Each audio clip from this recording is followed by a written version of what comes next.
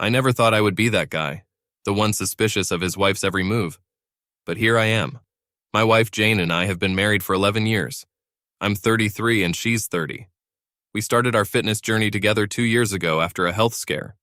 I was on the brink of diabetes, and Jane, being the supportive wife she is, joined me in adopting a healthier lifestyle. We both shed a significant amount of weight, and for a while it seemed like our marriage had gotten even stronger. We felt great, physically and emotionally. But then, things started to change. Our gym routine became an almost daily ritual, and that's where we met Baldy. He was one of the coaches, always showing off his muscles and strutting around like he owned the place. At first I thought nothing of it. After all, everyone needs a bit of motivation, right? But I couldn't ignore the way Jane's eyes lingered on him. One day we were on the elliptical machines, and Baldy was right in front of us doing crossovers with his shirt off. I turned to Jane expecting a mutual eye roll, but instead I caught her wetting her lips as she stared at him. He saw it too and grinned, a smug, knowing look that made my blood boil. That night on the drive home, I mentioned Baldy showing off. Jane looked startled for a moment before quickly denying it. "Really? I didn't notice," she said, her eyes fixed firmly on the road ahead. I must have been thinking about something else. I didn't push it further, but a seed of doubt had been planted. Weeks went by and I tried to shake off the feeling. After all, Jane and I had always had a strong relationship. We communicated well, or so I thought. But the more I watched, the more I noticed. Baldy seemed to always be around when Jane was working out. They would talk and laugh together, and I started to feel like an outsider in my own marriage. One afternoon, Jane was doing squats on the Smith machine. Baldy sauntered over, shirtless as usual, and placed his hands on her waist, ostensibly to help her with her form. My stomach churned. I felt a surge of anger. I walked over, trying to keep my voice calm. "I got it from here," I said, my tone leaving no room for argument. Baldy smiled that infuriating smile. "No problem, buddy," he said, patting me on the shoulder as he walked away. Jane glared at me, her eyes flashing with anger. "My God, John, what the hell is wrong with you?" she snapped when we got home. The fight that followed was one of the worst we'd ever had. She accused me of being jealous and controlling, of not trusting her. I told her that I didn't trust Baldy, that he was clearly trying to get into her pants. She rolled her eyes and said she knew that but would never cheat on me. "Then why do you let him touch you?" I demanded. "I didn't want to be rude," she shot back. "He's just helping me with my form. You know how important that is." The argument went on for hours, neither of us willing to back down. Finally, we reached a reluctant compromise. We would change gyms. Jane was resentful, but I hoped that the change would help. For a while, things seemed to improve. We found a new gym and settled into a routine. But the tension between us lingered, an unspoken strain that neither of us knew how to address. Then a new opportunity opened up at my job, a position that required me to work afternoons. Jane and I discussed it, and I decided to take it, thinking it would be good for my career. The downside was that we could no longer go to the gym together. I started going in the mornings and Jane went in the afternoons. This is when everything began to unravel. Jane's resentment grew. She became distant, barely speaking to me. I tried to reach out, sending her messages during the day, telling her I missed her, sharing funny memes. Her replies were short, almost curt. "Yes, okay, same here, ha ha ha." The warmth and connection we once had seemed to be slipping away. I suggested couples therapy, desperate to fix whatever was going wrong. Jane refused. "You're the one with trust issues," she said coldly. "You're the one who needs therapy." I went, hoping that it would help, but Jane's behavior didn't change. We weren't intimate anymore. Every time I tried to initiate, she turned me down, saying she wasn't in the mood. I began to suspect there was more going on. I snooped through her phone but found nothing. I checked her car, looked for a second phone, searched for clues. Nothing. Her map history showed only the usual places: house, work, gym, house. But something felt off. One day, while walking back from the gym, I ran into Mr. P, our condo's security guard. Mr. P is a cheerful guy, always ready with a smile and a chat. He mentioned casually that he had seen Jane with a massagist in our apartment. I froze. "A massagist?" I asked, trying to keep my voice steady. "Yeah," he said, rubbing his shoulder. "He's been here a few times. You know, to help her with her workouts, I guess."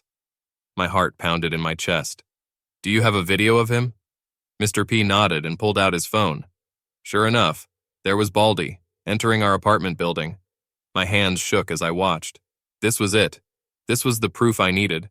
I took the day off work and followed Jane that afternoon. She parked at the mall where the gym was, and there was Baldy waiting for her. They laughed and hugged like a couple. I felt sick. I watched as they walked a few blocks to a residential area. I tried to follow, but a guard stopped me, asking if he could help. I managed to get back to my car, tears streaming down my face. I called Jane, but she didn't answer. I went to her car and found her phone inside.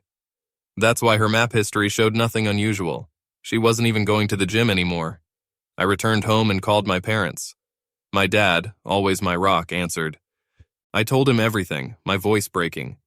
He comforted me and told me to gather evidence. My marriage was over, and I needed to protect myself. When Jane finally called back, I told her I was home. She lied smoothly, saying she was on her way back from the gym. When she arrived, I forced a smile, pretending everything was fine. I'm just coming down with something, I said. I'll sleep in the spare room tonight. She agreed, looking relieved. I spent the night awake, listening to her giggle softly, probably messaging Baldy. I felt like a fool. The next morning, I set up her phone to sync with my laptop. That's when I saw the messages. They were using code words, but it was clear as day. Boss is in his office. He's clueless. Boss was me. At work, I was in a daze, thinking of how to get more evidence. I knew I needed to do something drastic. I texted Jane, telling her I was positive for the flu and would stay at my parents' place. She seemed almost happy about it, saying she would miss me, but understood. That evening, I packed a bag and left. My dad and brother were waiting outside the building. We watched, but Baldy didn't show up. After a while, I realized why. Jane had walked me to my car because Baldy was already inside. I went back, sneaking into the apartment silently. The sounds of moaning and music greeted me. I grabbed my phone, hit record, and opened the bedroom door. There they were, Jane and Baldy tangled in the sheets. Jane screamed and Baldy jumped up, trying to intimidate me. "What the hell, man?" he yelled, but I didn't back down. "Get out of my house," I said, my voice steady despite the chaos inside me. Baldy hesitated for a moment, then grabbed his clothes and bolted past me. Jane sat on the bed, her eyes wide with fear and guilt. I couldn't even look at her. "Why?" I asked, my voice barely above a whisper. Was I such an awful husband? She couldn't answer, just cried. I told her to pack her things and leave. She tried to argue, saying we could fix it, but I was done. "You chose him over me," I said. "This is the consequence." She left, and I called my dad, who had been waiting outside. He told me Baldy had wanted to press charges, but Mr. P had set him straight. I spent the night in a daze, my heart shattered. The next morning, my phone was full of messages from Jane, apologizing and asking for another chance. I blocked her. Now I'm just trying to pick up the pieces. I could use some advice. How do I move on from this? How do I start over when everything I thought I knew has been turned upside down? I spent the next few days in a fog, barely functioning. My dad and brother took turns checking in on me, bringing me food I had no appetite for, and trying to offer words of comfort that couldn't touch the pain I felt. Every corner of the apartment held memories of Jane, and it was suffocating. I didn't know how to move on from the betrayal, but I knew I couldn't stay in that apartment any longer. One morning, as I stared blankly at the ceiling, my phone buzzed with a message from Jane. Despite blocking her number, she'd found ways to contact me through new numbers or by borrowing friends' phones. I didn't have the energy to read her latest pleas for forgiveness, so I ignored it and called my boss to request some time off work. I needed space to think, to figure out my next steps. That afternoon, my dad suggested I come to stay with him for a while. I agreed, packing a small suitcase with essentials and leaving the rest behind. As I closed the door to our apartment, it felt like I was closing the door to a chapter of my life I hadn't been ready to end. I needed to start fresh, away from the constant reminders of my shattered marriage. At my dad's place, I tried to focus on practical matters. I contacted a lawyer and scheduled an appointment to discuss the divorce. My dad had given me the name of one of his friends who specialized in family law. We met in his small, cluttered office, where he listened patiently as I recounted the events leading up to the confrontation. He nodded thoughtfully, occasionally interjecting with questions. "You have the video evidence, correct?" he asked, his eyes sharp behind wire-rimmed glasses. "Yes," I replied, pulling out my phone and showing him the clip I'd recorded. He watched in silence, then looked up at me with a sympathetic expression. "This will help your case," he said, leaning back in his chair. But we need to be strategic. Jane might claim the video was an invasion of her privacy, so we need to gather as much additional evidence as possible. Text messages, emails, anything that supports your case. I nodded, feeling a mix of relief and dread. The thought of digging through more of Jane's messages was painful, but I knew it was necessary. After discussing the legal process and what to expect, I left the office feeling slightly more in control. At least now I had a plan. Back at my dad's, I spent hours poring over Jane's texts on my laptop. It was like picking at a scab that wouldn't heal, but I forced myself to keep going. The coded messages between her and Baldy were clearer now, and I saved screenshots of anything that might be useful in court. I also reached out to Mr. P, asking if he could provide any additional footage of Baldy's visits. He agreed, expressing his disgust at the whole situation. As I immersed myself in gathering evidence, I found some solace in the routine. It was a distraction, something to focus on besides the gnawing pain in my chest. But the nights were the worst. Lying alone in the guest room at my dad's house, memories of Jane would flood back unbidden. The way she used to smile at me, the way she laughed, the plans we'd made for the future. All of it felt like a cruel joke now. One night, unable to sleep, I decided to take a drive. I ended up at a small bar on the outskirts of town, a place I'd never been before. It was quiet, with only a few patrons scattered around. I took a seat at the bar and ordered a drink, hoping the alcohol would dull the edge of my pain. As I sipped my whiskey, I couldn't help but overhear a conversation between the bartender and an older man sitting a few stools down. They were talking about betrayal. Apparently, the older man had recently discovered his wife was cheating on him too. It struck a chord, and before I knew it, I was pouring out my story to the bartender. "Man, that's rough," he said, shaking his head. "But you can't let it destroy you. You gotta find a way to move forward." I nodded, knowing he was right, but unsure how to take that first step. As I left the bar, I felt a strange mix of despair and determination. I didn't want to let Jane's betrayal define me, but I didn't know how to let go of the anger and hurt. The next day, I woke up with a pounding headache, the effects of the previous night's drinking still lingering. I dragged myself out of bed and decided to go for a run, hoping the exercise would clear my mind. As I jogged through the quiet streets, I thought about all the things I used to enjoy: hiking, reading, spending time with friends. I'd let my world shrink to the size of my pain, and it was time to start reclaiming my life. When I returned, sweaty and exhausted, my dad was waiting with a cup of coffee. "You look like you needed that," he said with a smile. "Yeah," I replied, taking the cup gratefully. "I need to start living again, Dad. I can't keep wallowing in this." He nodded, his eyes filled with understanding. "It's going to take time, but you can do it. You're stronger than you think." I spent the next few weeks focusing on myself. I reconnected with old friends, took up hobbies I'd neglected, and tried to build a new routine. The divorce proceedings were moving forward, and though it was painful, I felt a sense of progress. Jane continued to reach out, but I ignored her messages. I wasn't ready to face her, not yet. One evening, as I was sitting on the porch with my dad, my phone buzzed with a message from an unknown number. I hesitated, then opened it. It was from Jane's parents, asking if we could meet to discuss the situation. I felt a surge of anxiety, but knew I couldn't avoid them forever. We met at a small cafe the next day. Jane's parents looked haggard, their faces etched with worry. They expressed their sorrow over what had happened and assured me they had no idea about the affair. They begged me to consider giving Jane another chance, but I stood firm. "I can't," I said, my voice steady. "She made her choice, and now she has to live with the consequences." They nodded, tears in their eyes. It was a difficult conversation, but I left feeling a weight had been lifted. I needed to focus on my healing, not on trying to fix what was broken beyond repair.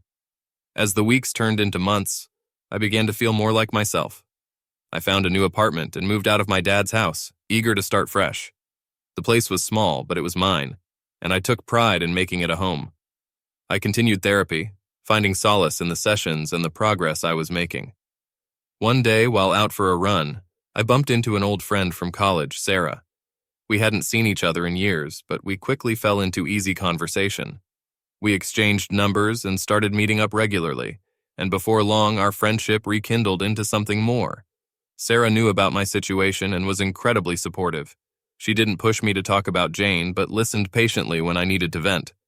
With her, I found a sense of peace I hadn't felt in a long time. The divorce was finalized, and though it was a painful chapter to close, I knew it was necessary. Jane and Baldy were a part of my past now, and I was ready to move forward. I still had bad days, but they were becoming less frequent. I was learning to live again, to find joy in the little things. If you're going through something similar, know that it gets better. The pain doesn't disappear overnight, but with time and effort, you can find your way back to happiness. Surround yourself with supportive people, focus on your healing, and remember that you deserve to be loved and respected. Life has a way of surprising you when you least expect it. For me, that surprise came in the form of Sarah, and the realization that I could rebuild my life, stronger and better than before. As I settled into my new apartment, I began to feel a semblance of normalcy returning to my life. The routines I built for myself provided structure, and Sarah's presence became a comforting constant. However, one loose end still nagged at me. I had not yet confronted Jane directly about the affair. The text messages and attempts to contact me from various numbers had stopped, but I knew I needed closure. I needed to face her one last time. The opportunity came sooner than I expected. One Saturday afternoon, I received a call from my lawyer. Jane had filed a response to the divorce petition, and there were some details we needed to finalize in person.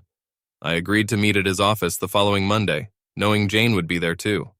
That weekend was a blur of anxiety and preparation. Sarah stayed over, offering words of encouragement and helping me rehearse what I wanted to say. I wanted to keep my emotions in check and present my side clearly.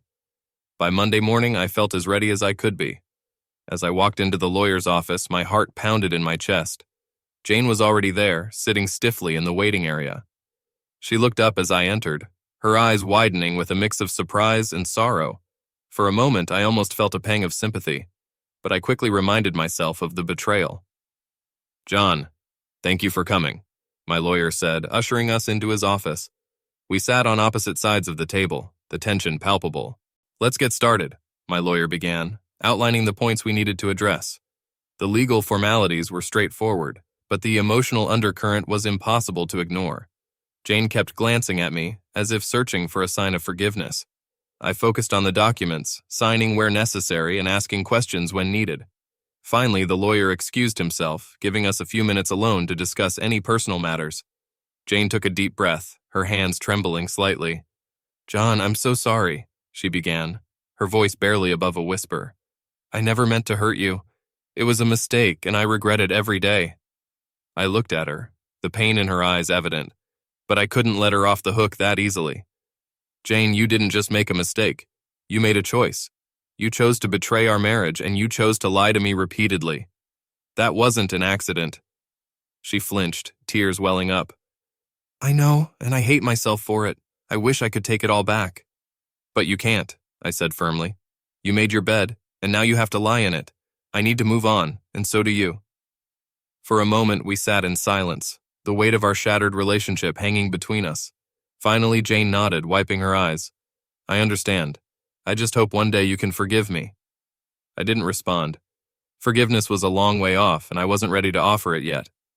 We finished the remaining paperwork, and I left the office feeling both relieved and exhausted. That evening, I met up with Sarah at a cozy cafe near my new apartment. She could tell I was drained, and she wrapped her arms around me in a comforting hug. "How did it go?" she asked softly. "It was tough, but I needed to do it," I replied, sinking into the chair opposite her. "I feel like I can finally start to put this behind me." Over the next few weeks, I focused on building a new life. I threw myself into work, taking on new projects and responsibilities.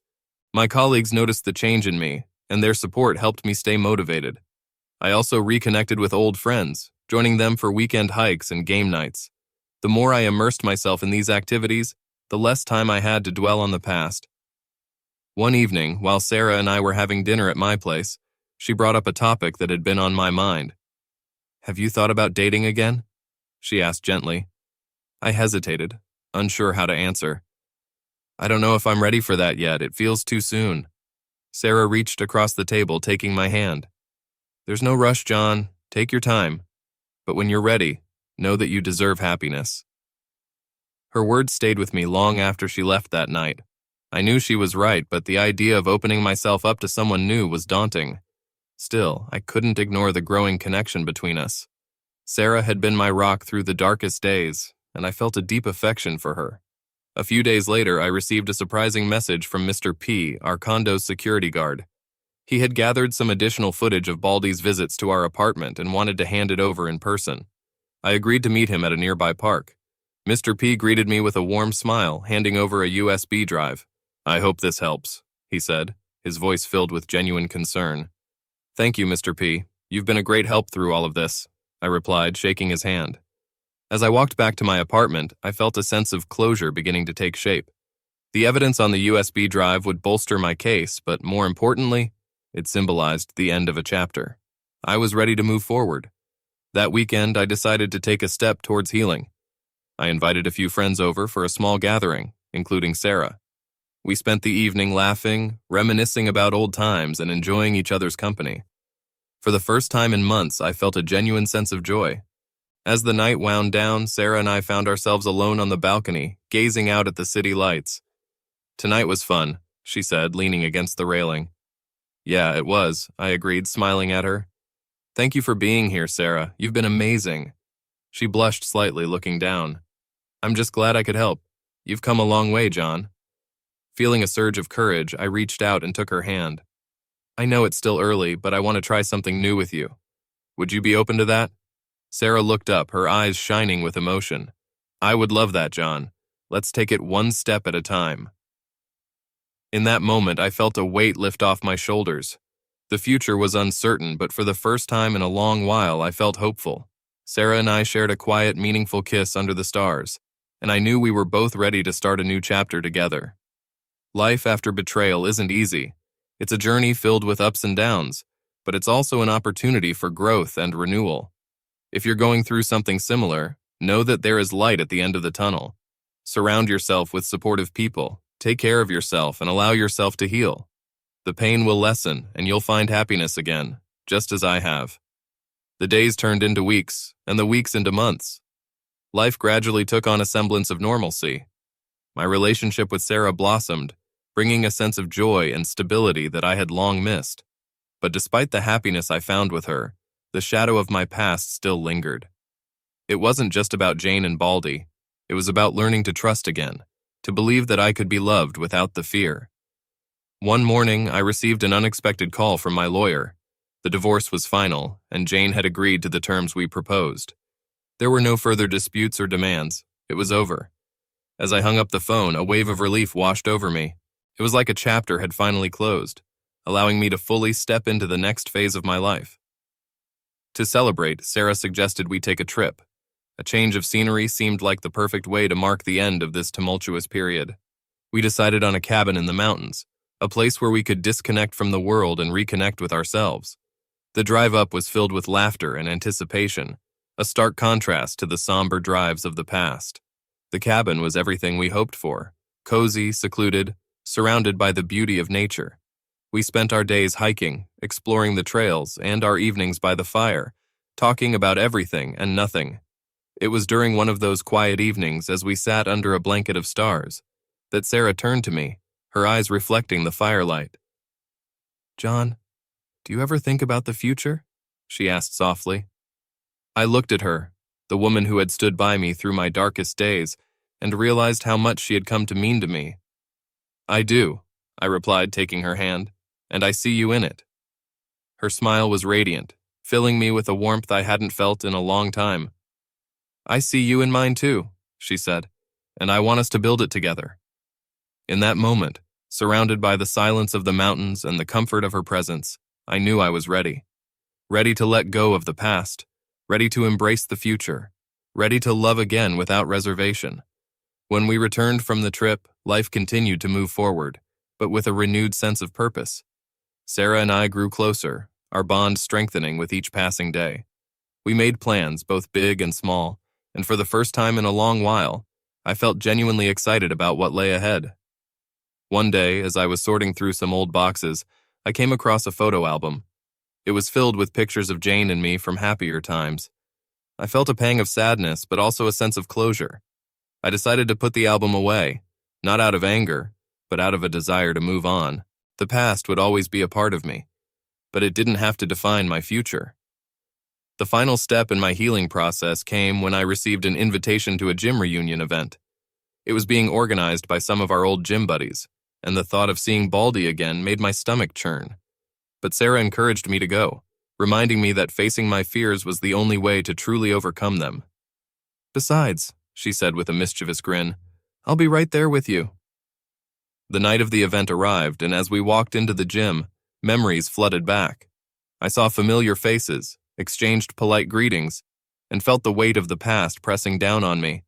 Then I saw him, Baldy, standing near the weight racks, chatting with a group of people. He glanced over, his eyes meeting mine briefly before looking away. It was clear he felt just as awkward. As the night progressed, I found myself relaxing. People were friendly, the atmosphere was light, and I realized that I had built this up in my mind to be much worse than it was. At one point, Baldy approached me, looking nervous. I braced myself for an uncomfortable confrontation, but what he said surprised me. "John, I just wanted to say I'm sorry," he began, his voice sincere. "I know what I did was wrong, and I regret it every day." I stared at him, the man who had caused me so much pain, and felt an unexpected sense of pity. "Thanks," I replied, not sure what else to say. "I appreciate it." He nodded, then quickly walked away. It wasn't much, but it felt like a necessary step towards closure. As the event wound down, Sarah and I stepped outside for some fresh air. The cool night breeze was refreshing, and I felt a sense of peace settling over me. "You did great tonight," Sarah said, squeezing my hand. "Thanks," I said, pulling her close. "I couldn't have done it without you." A few weeks later, I received a letter from Jane. It was short and to the point, but the words carried a weight of finality. "Dear John, I hope this letter finds you well. I wanted to apologize once more for the pain I caused you. I know words can't undo the past, but I am truly sorry. I wish you all the happiness in the world. Sincerely, Jane." I read the letter several times, each time feeling the sting of the past lessen. It was a final goodbye, an acknowledgement of the hurt and the hope for a better future. I decided not to respond, feeling that there was nothing more to say. Life moved on. Sarah and I continued to build our future together, filled with laughter, love, and new adventures. We made new memories, cherished each day, and supported each other through thick and thin. One sunny afternoon, as we walked hand in hand through the park, I realized just how far I had come. The pain of the past no longer defined me. It was a part of my story, but not the whole story. The future was bright, and for the first time in a long time, I felt truly at peace. If you're reading this and going through something similar, know that healing is possible. It takes time, patience, and a lot of self-love, but you can get through it. Surround yourself with people who care, focus on the things that bring you joy, and don't be afraid to seek help when you need it. The road may be long and challenging, but there is light at the end of the tunnel, and that light is worth fighting for. As for me, I've learned that life after betrayal is not only possible, but can be filled with beauty and happiness. I've found love again, built new dreams, and discovered a strength I never knew I had. And I know that whatever comes next, I'm ready to face it with an open heart and a hopeful spirit. Thanks for reading.